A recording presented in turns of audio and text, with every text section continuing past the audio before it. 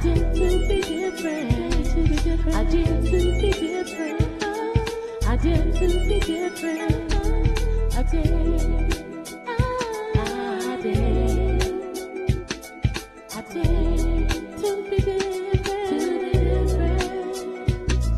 I did To the show. My name is Yaya Diamond, and I am your host today. We are on so many different platforms. We are on Roku, Amazon Fire, Apple TV. We're on LWR in the UK. We are on, oh my gosh, the DuPont Network. We're on the Right TV Network. We're on everywhere. We're on Dream Chasers Radio. We are everywhere where we can possibly be. And if you know of any other place where we can be, we will be there too. I want to thank you guys so much for tuning in. It is such a pleasure to have you. We want to be an inspiration today, and that's why we have Dr. Ted Sutton on the show. He is a real life superhero, a real life superhero. I heard that he caught a baby from the third floor of a burning building that was tossed out, and then he did CPR. Yeah. Am I correct? Yes. Yes, you are Okay, 100% so correct. who is the superhero I'm talking to today? You know what? It's so funny. Sometimes I'm still trying to figure it out, but I feel I'm a work in progress. So, the history is, yes, I come from, I think, some great DNA with my grandfather being one of the deacons for defense that fought against the Klan, when they were shooting into Black churches. My father was one of the organizers for Dr. King at Southern and Grambling University. My mother worked for Medgar Evers at Jackson State University, and then she became, an educator where she did 35 years in the school system. My father ended up becoming a pastor of Church of God in Christ, and then my uncle was a Black Panther with Bunchy Carter, and then my cousin actually helped start the new Black Panther Party that's in existence today, fighting against injustice that's happening out there. And so that was that side. But then when they moved from the South to Baltimore, I ended up actually getting caught up with one of the roughest groups they had on the East Coast, which was the people that they wrote the series called The Wire behind. And so if anybody ever heard of The Wire, the person they wrote it behind was my godfather, a man named Little Melvin Williams, who they did also American Gangster for Baltimore.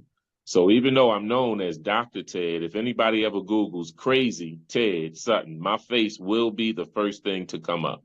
And I think that it's, I'm telling you, I gotta, laugh at it, because it just almost seems like an oxymoron. Like, okay, then so how can you be doctor and also how can you be crazy at the exact same time? Well, you know what I'm saying? It was definitely something that was part of my journey, but it also put me in a position to be empathetic to people who are actually in the streets and people who have given up on. So for anybody who has ever been given up on and people said, you look like your father, he's nothing, you're not going to be nothing. For that person that say you just a gangbanger, you never do anything else, or that person that you just a drug dealer, or you just a prostitute, or you just, with anybody that says that, I have to share, it's not how you start, it's how you finish. And so people, need to know that actually one thing that I talk about is that your success starts where your comfort zone ends. So for me, I had to come out of that comfort zone. And that's why I share that message that don't be born an original and die a copy. Because the reason that that's so key for me is because so many of our youth and young people that are out there have been labeled.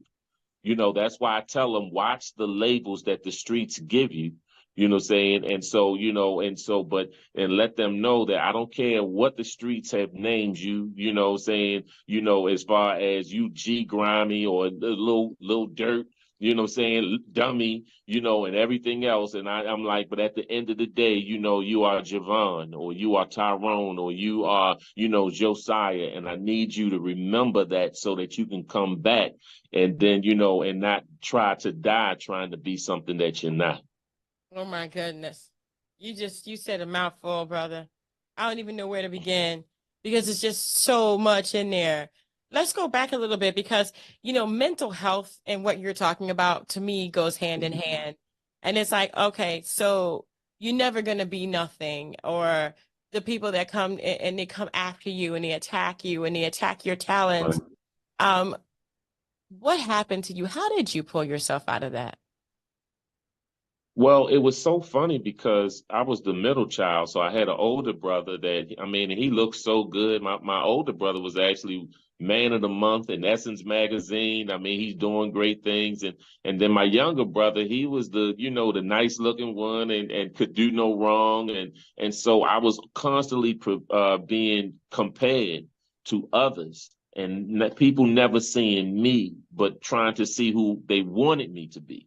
And Mm. so when I got hooked up with a group, in fact, it's funny because one in middle school, they took these pack of butter crunch cookies off of my tray. And and it was about 8 of them, and I stepped to them, and I was just like, "You ain't gonna be just taking these butter crunch cookies up," because I used to like to go home and put it in the microwave for a couple of seconds and let it would bend and it would be all warm, and I was like, and that somebody's like really trying to take me, for a week, and when I stepped to him, and I was like, look, I'm gonna tell you how hard I went. I was like, look, y'all gonna have to kill me for these cookies, and it's funny because I feel now in retrospect, it's probably in hindsight, that was a little overkill for the 3-pack cookies. You know what I'm saying? But they ended up like saying, it was funny because they said, well, yo, this dude, we like him because either he's crazy or he don't know who we are. And it's so ironic that that name that came in middle school was something that a person can Google in 2024 and still come up. And so that label actually stuck with me. But the only reason why I do share that when I'm sharing my testimony is because I need to share with a point of reference of how far God has brought me since being Crazy Ted, since being labeled Crazy Ted. And so, and that has been, a real, journey. So, and to be honest with you, had I not had those, situations that, I felt not the chosen one, or I felt not the best looking one or the best dressed one. And I wouldn't have that level of empathy that I had for the underdog or for the Mm. person that's in that cell somewhere, saying, thinking about, he can't take another day, or that person that's on that bed that's thinking about maybe taking their own life. I mean, I need to let them know, I just need you to come out one more round. I need you to just give me one more round. I need you to just tell me that you can just try one more day. Give me one more day. You know what I'm saying? I guarantee you that God can turn your situation around, because I'm not a talking testimony. I'm a walking testimony. And so for me to have gone through some of the things that I have gone through, but this, it's not about that. It's about the surviving it. And I let them know, you know what I'm saying? So, it's been an amazing, journey, the entire time. Mm. Mm. Mm. You are not only an inspiration, you have 2 books. Tell me about Yes.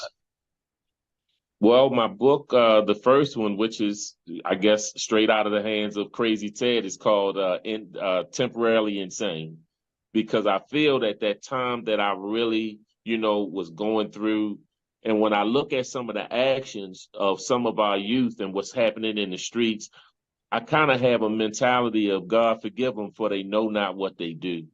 And because, because I'm seeing certain things. And so in my other book was called From Pain to Power. And that is based on, my journey, because it's all focusing on that we have to take every bit of pain that this world has thrown at us, and we have to channel it into and harness it into a level of power, like a nuclear power, and chain and throw it right back at the world, and use the same thing that was designed to destroy you to be the it. platform in helping you, and not just you, but the ones around you. Yeah. Because so the thing is that darkness will always run from the light, and it has to allow your light to really resonate. And then, so because people are looking for a beacon of light. So once you become that beacon, you're going to draw the people around you. Mm, mm, mm. You know, I'm just amazed at what you can handle. Amazed. I mean, you look back at it. You've gone through so much. How did you handle that? How did you come out on this end sane? Well, let me tell you this. I mean, I tell people it was not an easy journey, but one thing that I know, see, some people say God will never put more on you than you can handle. Well, actually, He will. The problem is that He's going to handle the rest. He's going to handle every bit of the weight that you're not able to lift. So it looks like you lifting it, but he's the one that's really got your shoulders, and he's pushing your elbows up a little bit. And that's the piece. I think that what made me so different from the guys that was in my crew, is I did have a foundation, I'm saying, of believers. I did have, a foundation of people who were praying for me. So I had a grandmother that was praying for me when I didn't know I needed prayer. Mm-hmm. And what they were doing is they were placing deposits in my spiritual bank account that I was writing checks for, and I had never put no money in it. And so for me, I needed somebody, and so for my friends, they thought a good girlfriend would help them change from the streets. And I'm like, no, you're just going to use her car, riding it with no license.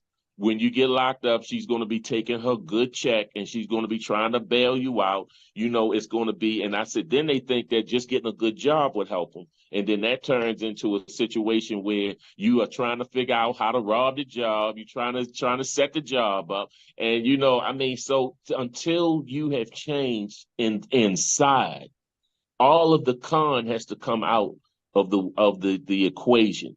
And so, for me, I saw that the difference is that I had something that was positive that was waiting to embrace me. The moment that I actually changed, they had just been waiting for me to finally figure out who I was and whose I was. And I think that was something that was significant, for me. Mm. Well, okay. Ooh. You have the Wise series. Am I correct? Excuse me? The real story. The Oh, Wise. talking about The Wire. The Wire, yes. Okay, yeah. Okay, well, that was based on, see, I would have been one of the younger people in it, but it was based on my godfather, who was the man that was little Melvin Williams. And just to give you, I guess, a little bit, I gave you my civil rights genealogy. Well, let me give you Right. that street piece, saying genealogy. My godfather was little Melvin Williams. His godfather was a man named Julius the Lord Salisbury, who ran the mob in Baltimore. And then his godfather was a man named Meyer Lansky, and that was Lucky Luciano and Al Capone's partner. You And can't. so I ended My up being, gosh. and Come on, that's the man. real deal. Wow. So I ended up coming under what was considered made men. And so, for me, what I'm saying, it was really something. And so I didn't really embrace that my father was one of the second administrative assistants to the bishop of the Church of God in Christ. And my uncles were, pastors, in Norristown, Pennsylvania, and in, different parts of the country. And then my cousins, my mother's first cousins were the William brothers, the famous gospel singers out of Jackson, Mississippi. I didn't embrace that and tell people that. In fact, I was ashamed when my father would come up to the school wearing that collar. I didn't want anybody to know that my family was in the church. And he would even park in front of the school with the clergy sign in the window. And I'm like, why is he doing this? Is he trying to intentionally make me the most unpopular person in the school? Or was this but I thought about it later in hindsight. You see, it's bad to not be blessed, but it's worse to be blessed.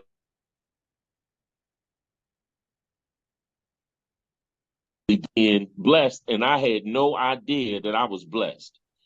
I was oblivious that I was blessed. And so for that, because I think about it now, and I always say, I said, what would Baltimore be if they had fathers that would come to the trap house to get their sons? Fathers to go to the club to get their sons. Saying fathers that would go into schools to embrace their daughters and in a healthy way. And so what would Baltimore be if we would just take back the position that society has tried to take away from us? Mm, mm, mm.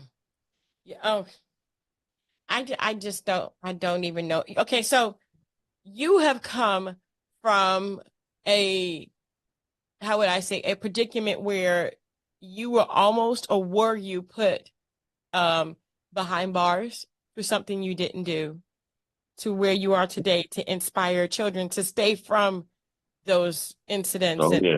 and to stay away from people who may associate you, and you might be guilty by association. Right, Tell right. me about that. What's so ironic about that? I tell that day, and it seemed like it should have been the most horrific day of my life, but it ended up being like the tale of two cities. It was the best of times, it was the worst of times. Meaning that, I ended up actually being in a situation where they were offering me 15 years for something I did not do. Now, I never say I was innocent because I wasn't living an innocent life. But the thing that I was actually sitting in court for, I had not done. And it was really something because I had a friend that was caught up with where he had and I had to be broken. See, but one thing about being broken, when you're broken, you have more pieces to work with. And so that had to be my situation. I had to be broken down I had to be squared. I had to be broken down to the last compound. And so what ended up happening that one year, see, I owned my first car at 15, my first house at 19. And something about when you feel you know everything, people can't teach a person who feel they know everything. No. And so I was in that situation. And so I ended up, and I think God was working with me, even when I didn't know he was working with me.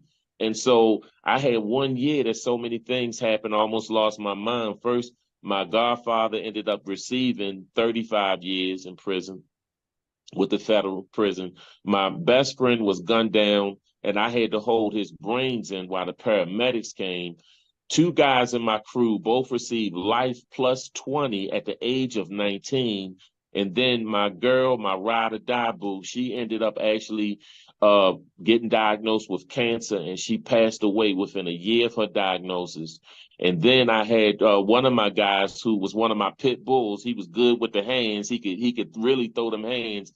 Well, he ended up getting gunned down in front of me, and he was paralyzed from the neck down. And even when I got to the hospital, when he told me, he said, "Man," he said, the doctor said I will never move anything below my neck." And he had one question. He said, "Big homie," he said, "who gonna love me?" And I didn't have an answer. The person who know everything. And then I had, all of the, and then I had my god brother who actually kind of broke the rules. So he started getting high because I wasn't a drug dealer. I would have been considered in collections.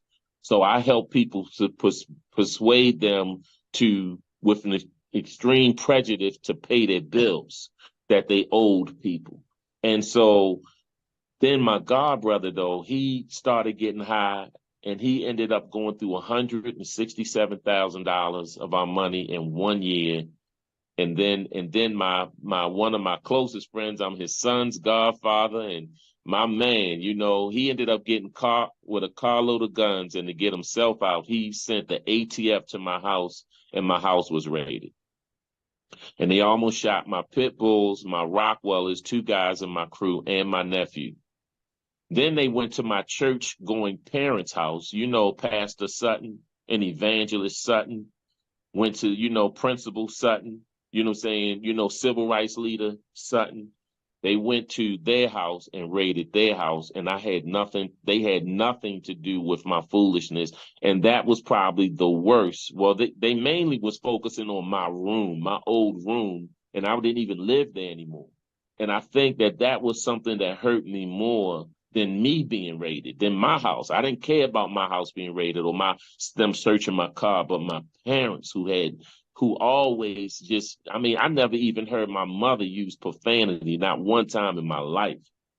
And so for me, that was the best of times. It was the worst of times. But what happened is when I was sitting in court, and I had only two people to show up for me. So when I was out there popular and buying everything for everybody, I was the most populous person in the world. But right now, I had only two people, and the one that was there, he was testifying against me, or testifying against me.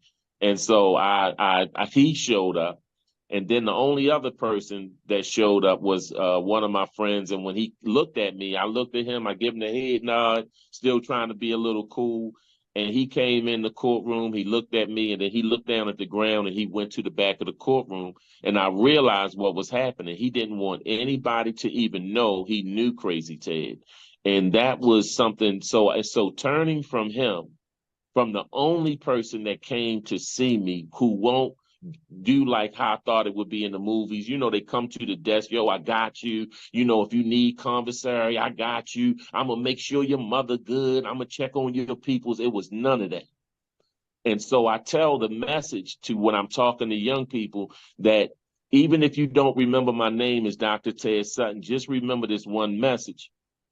The worst thing that could ever happen to you is for you to fall in love with something that don't love you back.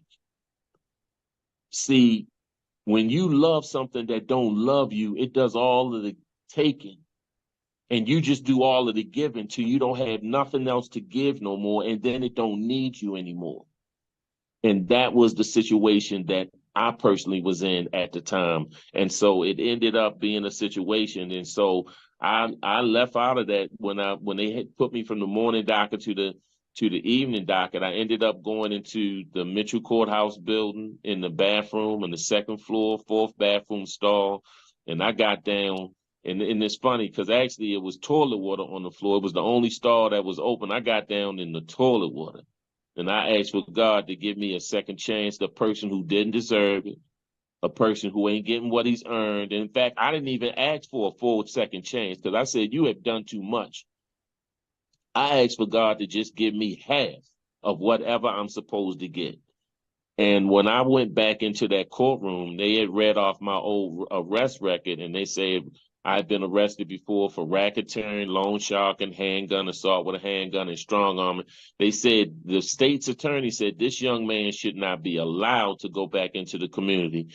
And, and that was something. But I tell you, I think God had a different plan for me.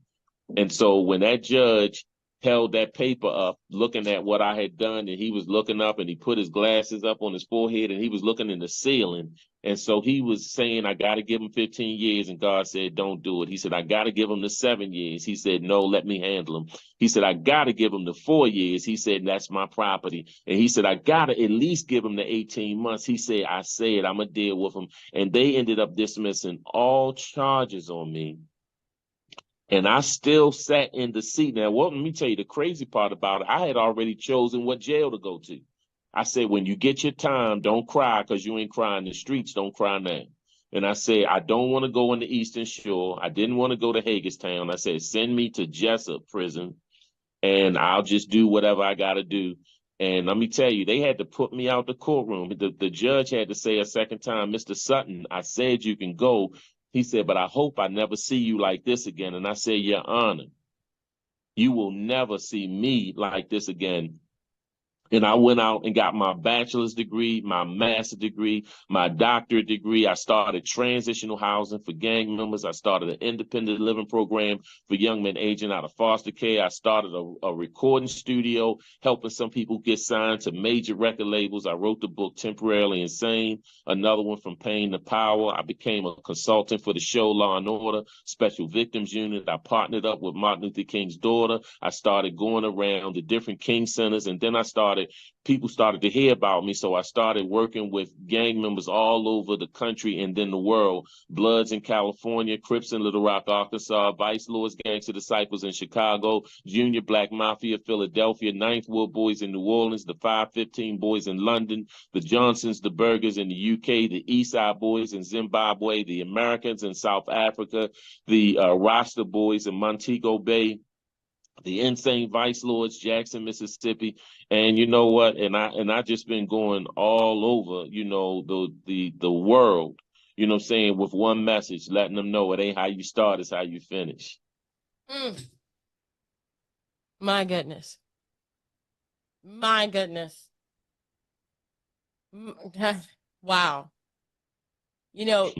Most people would say that one person can't change the world. I ain't serious. Liars. They're liars. They are liars. Because in their own No, no, one of my young guys was just letting me know he was leaving. Oh, okay, cool. Okay, so go ahead. No, and their own inability to go after their own dreams, they cripple other people. Mm-hmm. That's how I feel. Because Yes. one person can change the world. Oh yeah. Well, if you Yes, see this, it said people can change. that's That's right. my slogan. And That's right. people can change. Wow. You know. Wow. So In tell fact, me, it's funny though. go ahead. I was gonna say the Rolling Stone magazine had interviewed me and they asked me what was the most significant place I spoke at. And I said, well, I guess I could say when I met Obama at the White House, or when John Conyers had asked me to speak at Congress, or when I spoke in Parliament, or in front of Mandela's house in South Africa. But I actually said, but it was actually when I was be asked to be the speaker, the keynote speaker at my high school, where my principal had placed a bet I wouldn't make it to 21. And my counselor said I shouldn't attempt to go to college. And I ended up being the keynote speaker. And my message was, you're not trash, you're just tarnished. And what was the icing on the cake was the a man named Congressman Elijah Cummings was sitting next to me, Mm. and he looked at the program, and he looked at me, and then he looked at the program, and he said, young brother, you got to tell me what you've been doing lately. I said, yes, sir. I said, because the last time we were sitting next to each other, this was not the situation, because he was my lawyer defending me for assault and possession with a handgun, and I was his last case that he defended. But when he became a congressman, I was his last case that he defended. Wow. And so, and the other part that was the icing with the cherry on top of it was the counselor who said I shouldn't attempt to go to college was at the school and had to hear me speak. And check this out. And now I have a higher degree than what he does. You know what I'm saying? So I'm so glad that man don't choose who God gonna use. Exactly. Exactly. Exactly. Oh my gosh. Oh my goodness. Doctor, I mean, there is just, I mean, how do you do what you do today? And what do you do I mean, what are you doing today? Because I want to know, because I think that, a lot of people can take the cue from you to say that, yeah, you can change. People can change. Yes, yes, yes. That's the key piece. I mean, to be honest with you, your passion will help define your purpose. So whatever you are passionate about, you know what I'm saying, that is your purpose. That's why I tell people, don't chase the dream, don't chase the money, chase the dream. See, a lot of people chasing the bag, but they don't know that it's just a bag. It's just, and the bag is even made out of just paper.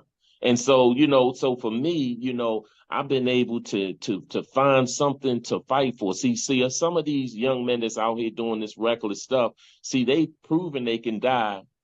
They've proven that they can take life. They haven't proven that they can live. And so I want them to prove that you can actually live. They don't have to die from lead poisoning, from that gun or whatever the situation is. So when I changed my life, I mean, everything I ended up starting, a mentoring program. I started People Can Change Youth Movement. I started actually the Men Against Murder. I'm a part of a situation of organization. I'm the vice president of First Line Strategies, where we also help returning citizens, and we help people to get even in our building, you can get licensed and certified in welding, furniture making, and dealing with drones, embroidering, the sewing machines. You can get certified in 3D printing, all of that stuff. And so I did an anti-bullying curriculum, an anti-gang intervention. I'm actually just getting back from Canada speaking at the federal prison in front of 400 men. And the reason I was there for Black History Month is because I ended up speaking there, one time before, and it went so well, got a standing ovation, that the men went to the warden and requested for them to bring me back. And Wow. so, it was amazing. It was amazing. So, Wow. that was just pretty much just how that was. I mean, we could be here all night. Yeah, I know, I You know. could be, I mean, I could pick your mind. I mean, Yeah, I could keep yeah. the questions coming. And look, and I would want it too. You know what I'm saying? I'm ready for all the smoke. I'm ready for, you know what I'm saying? Because what I realize is that I said I wasn't a mediocre sinner, so it's no way for me to be a mediocre saint. No, no, there is You know no what I'm way. saying? Meaning like Uh, I can't even do that if I wanted to. I can't tone down. I can't tone down. In fact, you know, I give some conferences and workshops that I'm talking about. I need for brothers to man up. mhm. I need for you to man up. I am not going to tone down to your level. You're going to have to come up because I can't do it. You know what I'm saying? I don't know anything, you know what I'm saying, you know, about that. So to be given a second chance, in fact, you know, they're actually you know, they're doing a movie on my life called All of a Sudden, like my last name Sutton. And Mhm. then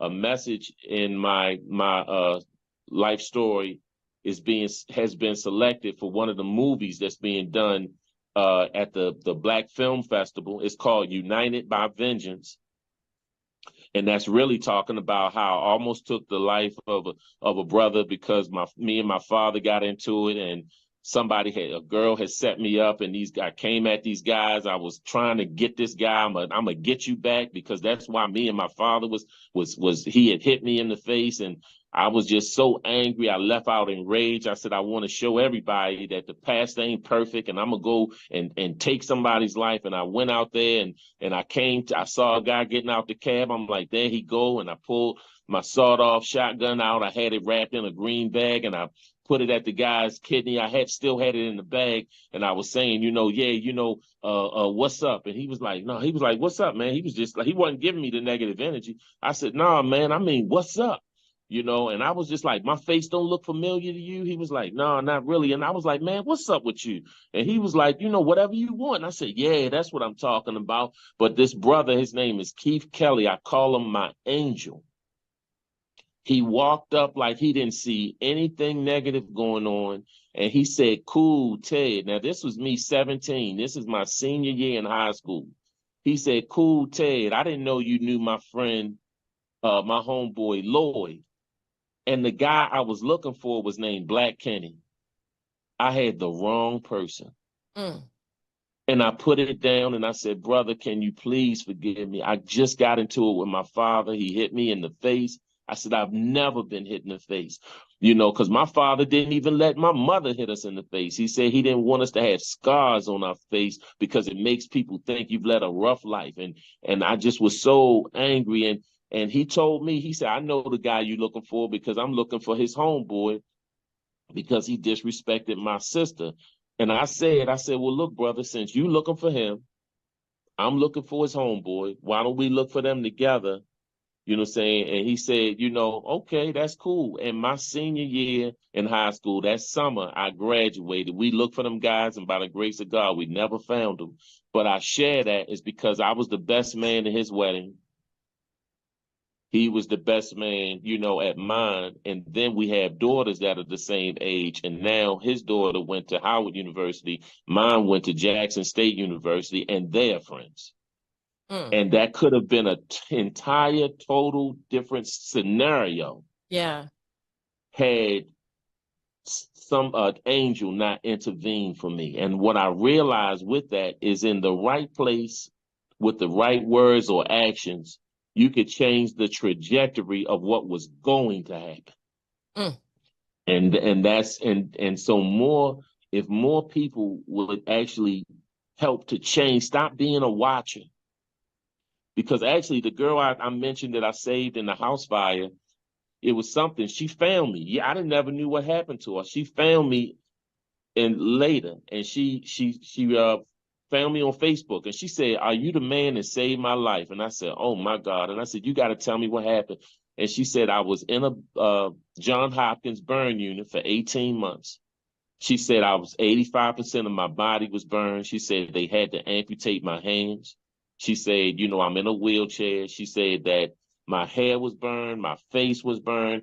And she said, but I'm calling you today to tell you that my brother, the one you caught from the third floor and gave her mouth to mouth, just graduated from Mervo High School.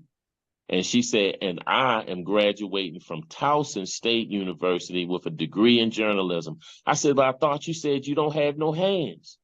And she said, I don't. She said, I learned how to take them two nubs and write. And I was just amazed that she sent me a picture of her and she was just smiling. And this girl, to me, I don't see no burn marks. I don't see no scars. All I see is that smile. She is beautiful to me. And so she said, but I'm calling you today to just tell you that. And I said, no, boo, I can't let you do that. I said, I can't let you thank me. She said, why not? I said, because I got to thank you. She said, well, what would you be thanking me for? And I said, because that day you proved to me that one man with God can make a difference.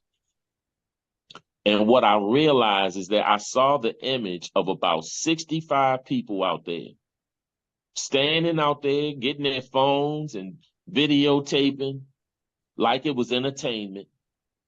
And I was the one that said, I'm not going to be a watcher no more. So the thing is, I didn't stop being Crazy Ted. I changed sides. So I even tell the guys and the young ladies I'm working with, I don't want you to stop being a hustler. I need for you to change the product. And that was pretty much just how that was. So, I mean, it's been an amazing journey. No. So I don't smile much, but you see me smiling. That's it. That's it. Wow. Wow. Well, where can people find you? Where can they be inspired by your journey and join you? Well, actually, my website is suttonhousevision.com. That is suttonhousevision.com.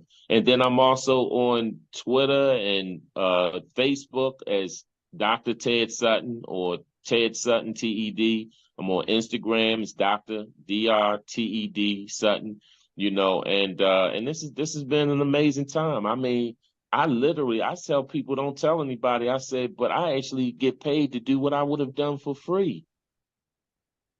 That's when you never work a day in your life. You're not even working. You're not even working. Tell me about it. Yeah, and so it's amazing. So for me to be given the chance that I have a letter that I carry around with me, and it was one of the guys that used to be in my crew. That's the one that's serving life plus 20.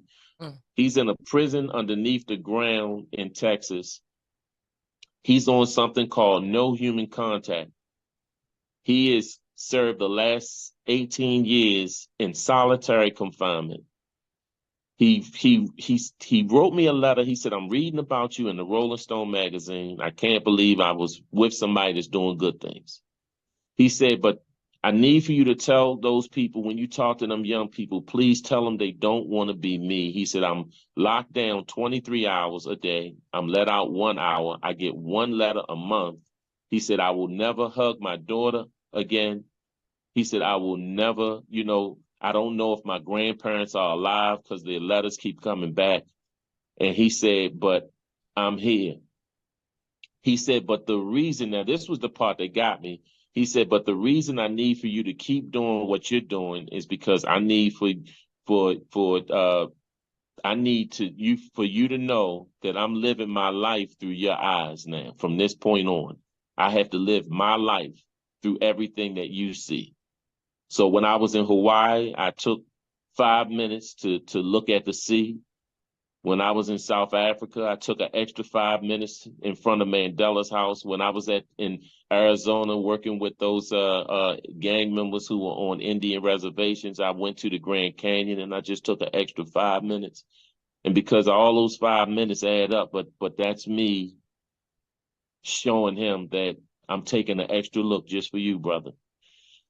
And so, so this has been an amazing journey. So if I get a chance to speak to some people and to talk to some people, all the other stuff of like doing the books and doing the movies. And in fact, I'm supposed to meet with some people from Netflix in April, saying to pitch, the deal, just one of my stories. And so, but having all of that's just the extra stuff. But to be able to talk to someone and change how they see life and now they see the opportunity of life. I think that that's like a superpower, and that's one of mine, I a agree. superpower. I Yes. agree. We have to make a comic book about you. Okay, I'm with it. Just get the fro in there. Get the I gotta phone. get that.